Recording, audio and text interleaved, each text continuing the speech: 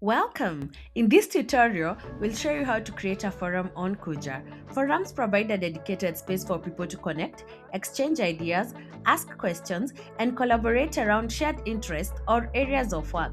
Let's get started.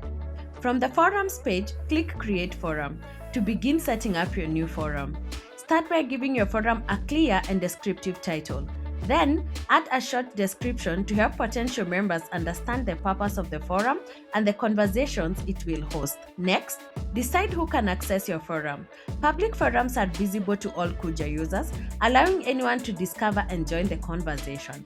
Private forums require users to request access, giving forum administrators greater control over membership. You can also choose who is allowed to create posts within your forum. Select everyone if you'd like all members to contribute to discussions, or choose admin only if you'd prefer that only forum administrators can publish posts. Next, select the primary language for your forum. You also have the option to add one or more focus areas.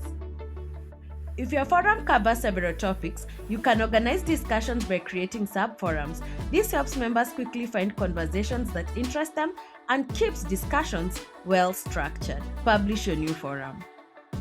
Now, let's add a sub-forum. Open your newly created forum and select Create Sub-Forum.